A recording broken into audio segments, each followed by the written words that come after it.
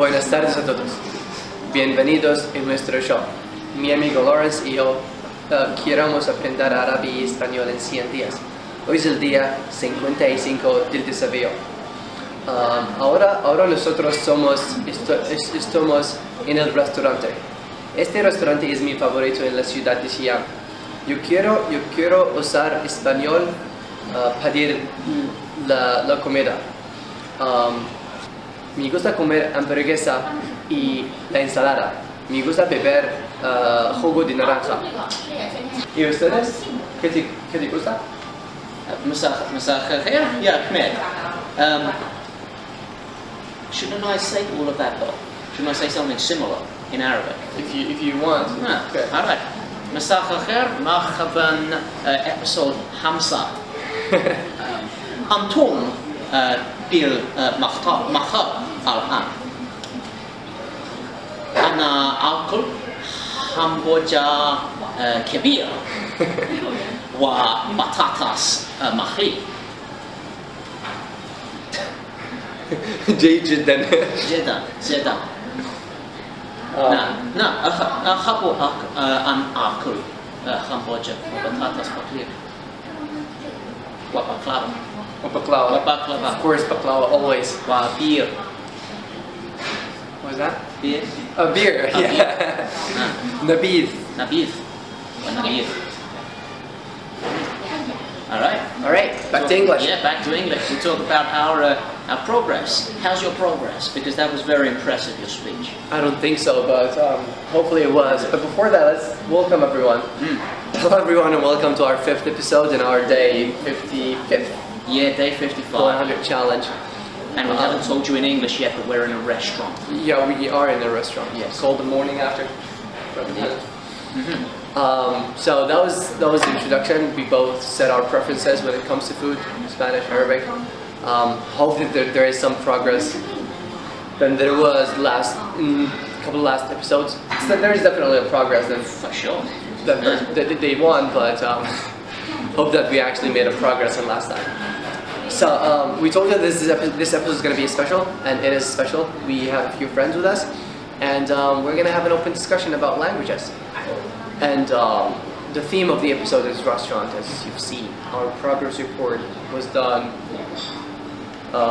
based on restaurant. Yes. So yeah, that was the theme for the episode, and then later on we'll have an open discussion with our distinguished friends. All right. Not to forget mentioning our sponsor. Indeed. This episode of Deep Languages 100-Day Challenge is brought to you by our sponsor. Yes, we have a sponsor. Now, before I tell you the name, I need to explain something. We're both Chinese speakers as a second or third perhaps languages. The Chinese word for translate is Fanny. And that is why the name of our sponsor is FannyLink. Right. That's www.fany, that's so only one N, FANYLINK.com for all your Fanny needs. They are, we might say, something like an Uber of translation. Right. Their slogan is translator everywhere, anytime. So you should totally check out their website if you're looking to translate anything. They've got a bunch of professional translators from different parts of the world, like native speakers from each language. Yes. And you definitely check them out. They're really cool people. They sponsored us. Yeah. Yes. Something like an Uber of translation. Yeah. It's a very innovative setup that they've got. I myself am going to be sending them some translation work in just several weeks. So don't forget, if you have any Fanny needs whatsoever, then go directly to FannyLink and you can find whichever kind of Fanny you need. Right. Okay. All right, welcome back. Our lovely guest. Can we have a quick self-intro? Yes. Name, background. Sorry. What's your first language and what language have you learned? I'm not sure what my first language is, but my name is Amir, and it's either English or Dutch. It's one of those. Your first language. Yeah. All right. It's English or Dutch. I'm here. I learn Spanish and Galician. at the same time. Hi, I'm Victoria. I'm Italian, so Italian is my first language. How about you? You exist. I promise you're there. Okay, my name is Wang Yuqi. I hope none of you remember this. My first language is Mandarin, and I never learned other language in my entire life. English doesn't count. She doesn't speak English. We have a device stuck to her mouth, and that's the thing we hear. Only that sentence. Yeah. That's really That's the only sentence. No, I didn't. I didn't learn it. Like, I didn't really learn it. That just sort of it comes to me because I watched too many shows. That's learning. That's also. There you go. There you go. Another good method of learning a language. Just watch it. And also, I don't have shame. So whenever I see foreigner in the bar, I start talking to them. I know they only want to speak with me, but I take that as a chance. So I got my bar, I didn't get them, but they did get it hard to talk to me and touch a little bit, and that's pretty much it. Okay, TMI. All right. Okay, so we've got Hamoun from Netherlands / Iran, and Javier from Spain, Victoria from Italy, and Iko from China. Great combination. Okay, now Javier, you just heard me speak in Spanish. Tell me how bad my Spanish is. No, your Spanish is good for only 55 days. 55 days, yeah. What can I say? Thanks. You speak well. You have some mistakes, but it's well. Thanks. And he also commented that I am doing a mixture of Spanish and what he called Mexican Spanish, which he's not really satisfied about. But I honestly don't know what kind of Spanish I'm learning now. I mean, it happens to Lawrence that I can feel you. When he speaks to me, when he speaks Arabic to me, I'm like, dude, this is not the Arabic I know. But it makes sense because got a lot of dialects. Did you practice it? No, I think you have like a mixed Spanish from Spain and Spanish from Mexico, Latin American Spanish. Gracias. Because you sometimes use Spanish accent, but the Latin American words. Oh. All right. I'm so flattered. He said Spanish accent. Spanish from Spain. Cool. I mean, anything Spanish accent. I mean, a friend of mine told me that I do Arabic and English accent to speak in Spanish, which is a pretty unique thing. Arabic / English accent. Makes sense. No, you must know we are 700 years ruled by Arabs. We have some. I was born recently. Some kind of Arab accent. Okay. Good. History. No, like when Lawrence says patatas, You understand? sound like Spanish. Patatas. Patatas. Oh, there you go. And we also have so many Arabs. Yeah, camisa. Camisa, casa, La pantalon. ensalada. Yeah. Pantalon. Yeah. Pantalon and there is so many. Almohada. Camis. Every Spanish word starts with al. Is it Arabic? That's also, of course, for English. That the word. means algebra. Oh, yeah, algebra. Which is Not astronomy, no, I think not that's astronomy, no. It's Arab. Arabs were everywhere. Conquered the world. I'm not a supporter, neither an opposite. But Did you practice the Spanish speech a lot? I did today. But I don't know what happened. We usually only shoot once. Our previous episodes were just once. We put the camera, we start shooting, and then I go struggle with the editing. But today we had to reshoot multiple times because all the attention and the pretty girls. Compliment. Don't give me the face. So yeah, that's why I got nervous, I guess. You said that you're not sure which one is your native language. What's the reason? The reason being is... So, I will honestly, I was very young, I don't really remember, but I don't remember a time ever speaking less than 3 languages, really. So maybe In a day? I'm pretty sure my mom started speaking Persian to me way more. So now I'm actually not sure if it's French or English or Persian. And I know I was mixing everything because what I do remember is every time I went over to my friend's house, I was saying the wrong words for everything. Like I was using half a Dutch sentence and then a Persian word, and they were like, "Oh, this came out." So yeah, I'm actually not sure. I think it all happened at once, and with that is also the fact that I'm a twin. Twins learn language a little later because they spend a lot of time. Oh, you're a twin? Yeah. Oh, I didn't know that. Yeah. So there's another Hamoud somewhere in the world now. Yeah, well, he's Irish. Yeah, so, yeah. Is he Shiar? And he's a linguist. Yeah. I haven't met him. Well, he looks just like Shame on you, dude. dude. You're gonna meet him. You're gonna meet him. I must. Yeah. He looks like this. Cool. Have you met him? And his brother, his twin. Did you distinguish? Did you know which Hamoud is yours and which? Is it hard for you to keep me and Shashan apart? Okay. No, I was just thinking, like, when he said that, I meant when somewhere else, like, what if he read somebody's, like, obviously Chinese, and he said that's my friend, so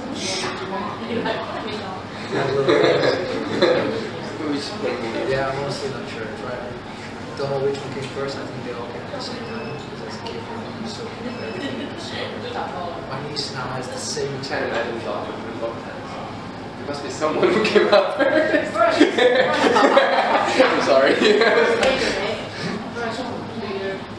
Sure, yeah, I'm talking about the language now. I'm not talking about I'll be- science. Okay, back to language. Back to language. You're properly trilingual. You speak all 3 of them.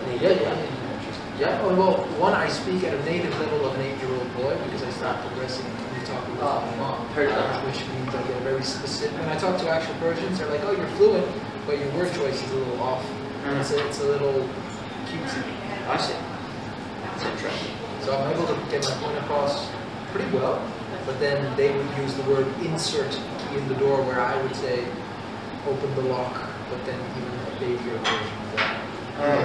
Yes, I see what you mean. It may be a good time to show off a bit by saying that you have just described a phenomenon called code switching.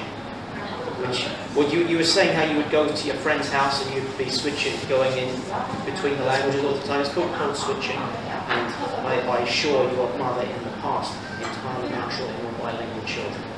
Children below a certain age do not and cannot understand the idea that there might be more than one language. Yeah, I don't think I had that grasp. It's only as you grow up and get past 6 or so that this becomes something that you can get.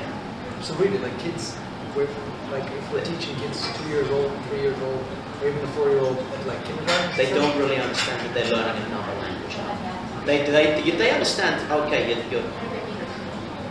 they can understand it kind of in an intellectual way, but psychologically it doesn't really penetrate. It doesn't mean to them what it means to you, what it like. It means to them something like, here's another way to speak Chinese. Right? Before they get to a certain age. So you can actually go further than this. Newborn babies make every sound that the human mouth is capable of. So if you ever struggle with a foreign language, like you're trying to learn French, and in French they make a sound like, and now you can't do it. I promise you could when you were a baby. The first thing babies do in learning language is forget all of the sounds that you don't use in your native language. And yeah, you throw out the ones you don't need, and then you start to learn your native language. But if you've got more than one native language, then at first you're just using one thing. How to talk to your parents is what you're really doing. And if that's 2 things, well, it's going to take a while to realize that. Yeah, but for a very long time I used to just make entire sentence structures, but then just fill in the imperfect sort of grammar, but I'd use the English and just put it in the Persian, and it would work perfectly, but then I'd use what do you call it when you change the verb tenses? I would change it according to the language conjugation, the right one, but just with a different word. It would sound very, very strange, and I would have no idea.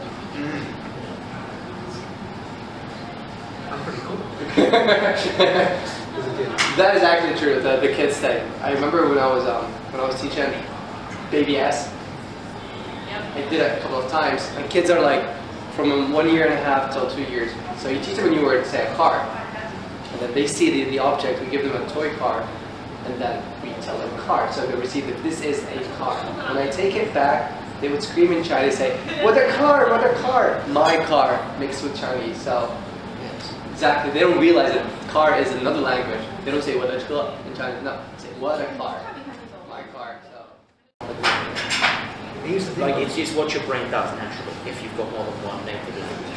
Like it did set me back, like the fact that I knew 3 languages as a toddler,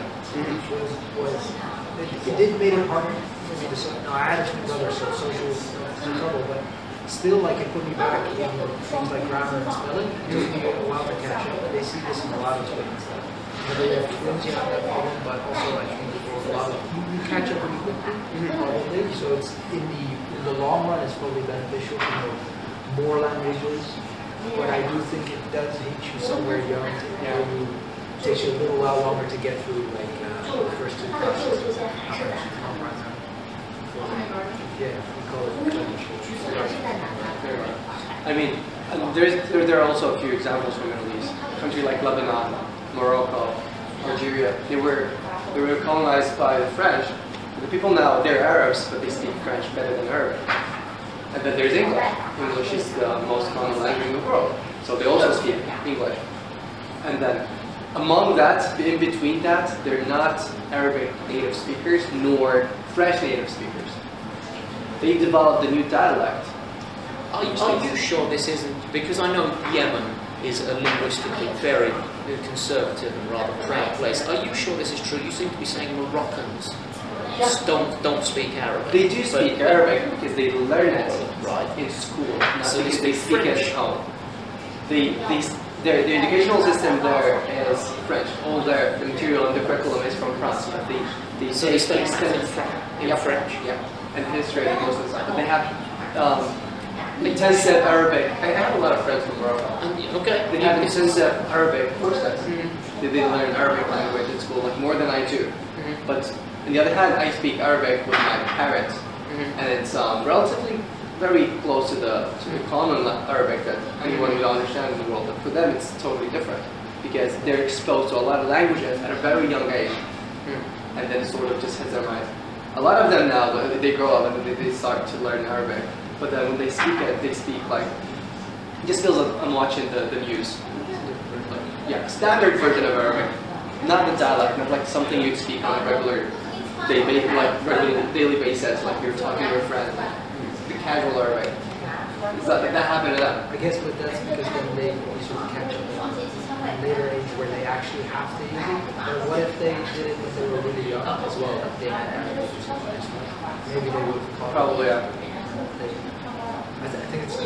Why do you think that it's weird, especially for Morocco? I mentioned Lebanon and Algeria. Have you had friends from Morocco? No, but I'm just trying to gel what one of those places with what you're saying. I mean, what language do they speak at home? They call it Maghreb. It's like a dialect. Maghreb. Yeah. They develop a language, a combination of 3 languages. Okay. Probably not so many English, but definitely French and Arabic put together. They develop a new dialect. If I go to Morocco now and I hear them speaking their dialect, I'd be like, do you guys have subtitles? Like, I want to understand what's going on. Like, it's totally different. So it's Creole that they speak. Yeah. What is A Creole? Well, it's a mixture of languages kind of put together, usually by colonized peoples, as a way to trade and get on. I just find this incredibly. It's not that I don't believe it; it just sounds incredibly unlikely that they would have over that bread. Because France hasn't controlled those places all that long now. We're talking less than 100 years, I think, for Algeria. But their educational system now is completely. So their French is better than their Arabic because they receive their education through. And there's the thing: schools do not have as much of an impact on you as it does. How could? Yeah, and then the family speaks that dialect, not the Arabic. So to us, what did you call it? Maghreb. Yeah, we would just call it, that's Maghreb Arabic. And to you, that's not Arabic. But for me, that's French, more Frenchy than it is. Right. I mean, while learning Arabic, have you found any resources from Morocco or Algeria? I could have done if I had wanted to, but I've been deliberately not confusing myself. I did look into dialects a bit. You It's found interesting. Egyptian, I'd say. I found Egyptian and I found Modern Standard. That I can find plenty of resources for both of those. I'm sure I could have found. And actually, if I wanted. the Moroccans are not technically Arabs. They're Berbers and Amazigh. You know, the Sahara, the people, the authentic people from Sahara, the inhabitants of Sahara, those are we call them Moroccans. So they're not 100% ethnically Arabs. The Arabs, the small percentage of Arabs living there are people who migrated from the Arabian Peninsula while the conquest of Spain and So they're like, that's the interesting part, because from our perspective, I guess from the European perspective, it's Arabs. We don't have that many Of course, you wouldn't know. different versions, like, Yeah. there's one. I always thought that Dutch is being spoken in Germany and Netherlands spoke at the same time.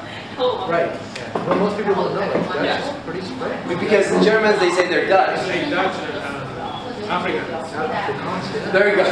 They don't know. Yeah. In South Africa, I understand them, I Yeah, get what they're it's saying. like South Africans, yes, they developed this African We language. wouldn't call it, but to us, it's still Dutch from our perspective, though, and yeah. Someone else has described it to me as it sounds like a baby speaking Dutch. Yeah, they have like things like a double negative, where they say something and they have to add no twice to make it an actual no, otherwise it's grammatically not no, right? And that's something we would do on the corner, you know what I mean? Amongst each other, today we used to be smaller, so yeah, I guess that could definitely be it. But it also has this little British, like hard T's, the way Dutch people do it. It's like the Dutch, British, it's like if you mix South African, Australian mixed with British and Dutch, and it's just smashed together. It sounds fun, but it's mashed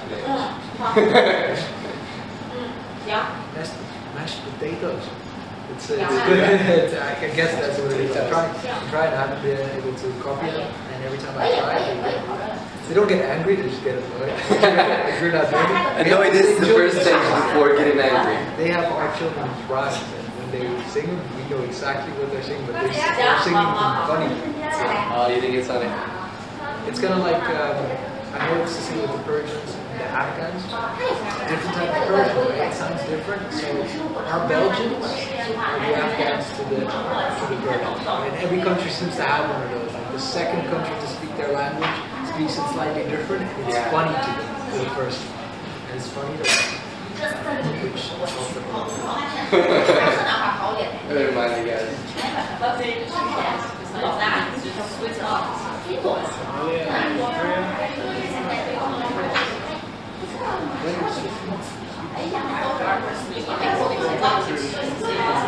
a bit of Libya. No, it's not. But a few of them do speak Italian. Where else in Africa? Is there another Somalia. Somalia? Eritrea. Libya was Not for very long. Somalia. I had a lot of friends in Somalia, but I didn't know that they speak Italian. They speak Swahili / Arabic / There were until quite recently a fair number of Italian speakers in Somalia. There was a dictator called Sidi Barra who was an ally with the Soviet Union. He spoke Italian better than any of those languages, and he surrounded himself with Italian speakers. And I believe his subsequent overthrow was kind of brought Italian into disrepute in Somalia. But they did used to have.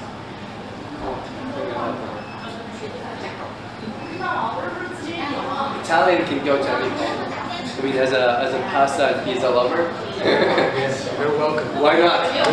Come, you guys. So, to wrap this up, Iko required speaking a little bit about Chinese, since we're in China. What do you want to share about Chinese languages?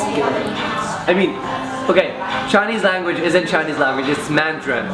As far as I know, The former language is Mandarin. yeah, but then there's also Cantonese spoken in Hong Kong, and then there's Minnan language spoken in some parts of China. There's also Yeah. A lot of dialect. Shanghai dialect is like completely different. Sounds like Japanese. I mean, if you want to say in Mandarin that I am from Shanghai, I say 我是上海人. But in阿拉上海宁, does that sound anything similar? 我是上海人，阿拉上海宁. It's completely different. Yeah. Even just He said when he said you, they suddenly said 你, they said 是农, yeah. So a lot of diversity. Tell us about it. Yeah, like because China is obviously too big, not big enough, but too big. We want more. Yeah, it's not very but anyway, China is a really big country and it's really diverse. What? Diverse. Yeah, because we have like a lot of how do you say 民族 like Nationalities, minorities, ethnic minorities. Yeah, like people with different Cultural backgrounds. Yeah, it's like and then basically China have like it cross like half of the world. So you have like the places that people never see snow ever in their entire life, and you also have people who never wear like summer clothes. So also there's people in the mountain. They have like really weird cultural stuff. Like they still believe that magical stuff like dark magic and use bones and to curse somebody, that kind of stuff.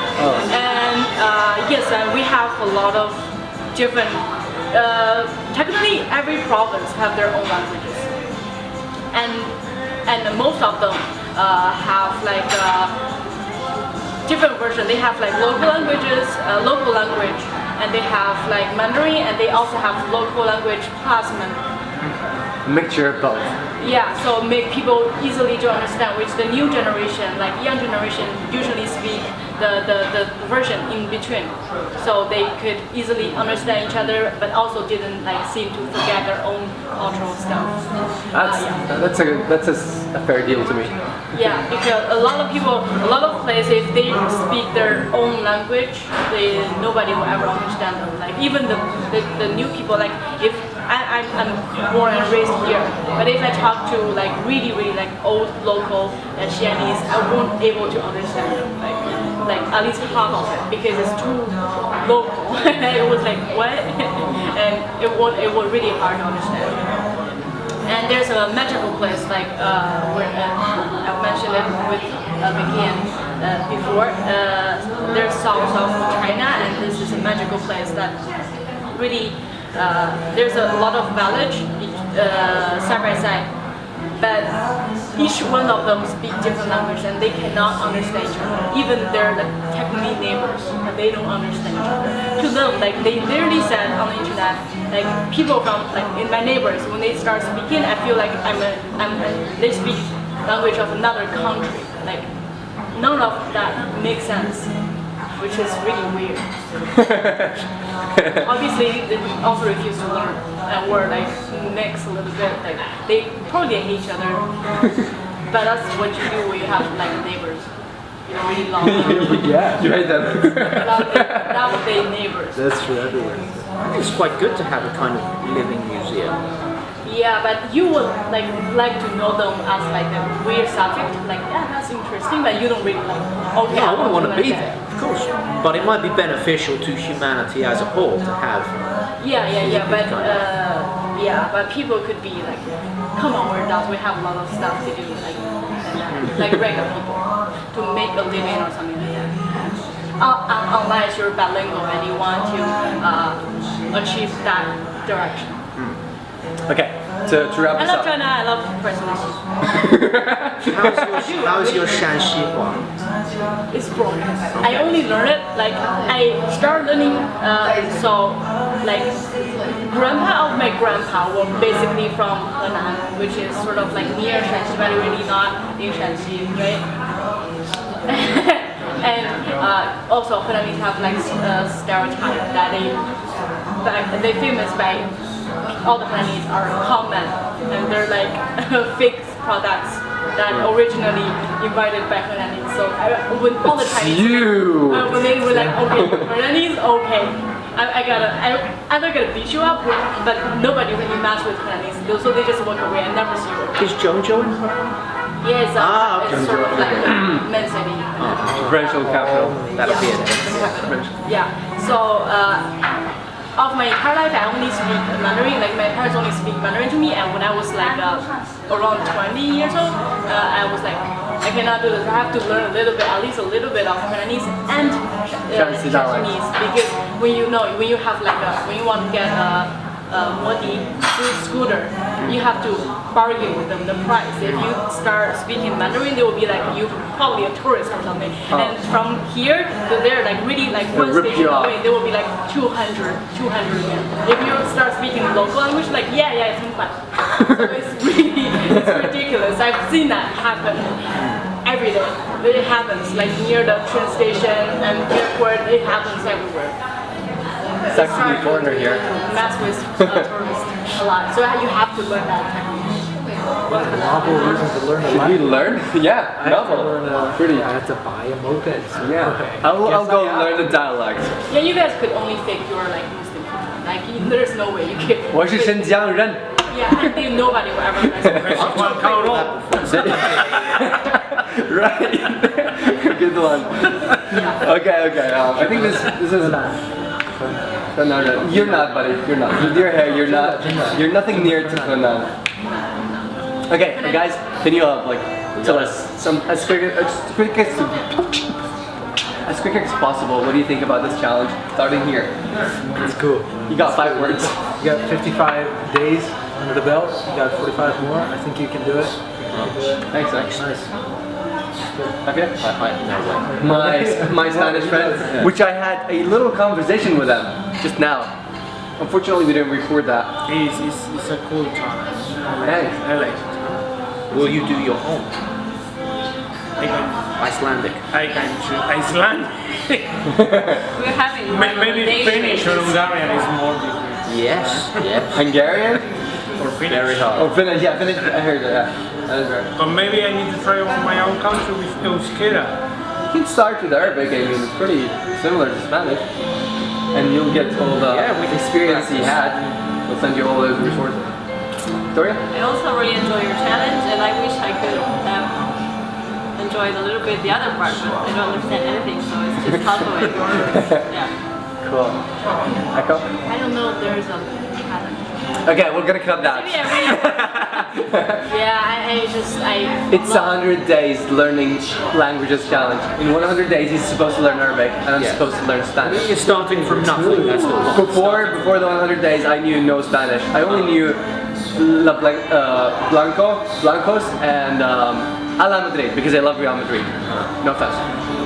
Yeah, I just want to say I love China really, really much. And I love Xi Jinping. Yeah, that man is awesome. Alright. Thank you so much for watching. Thank you. Shukran. Shukran. Masalama. Gracias. Adios. 欢迎收看。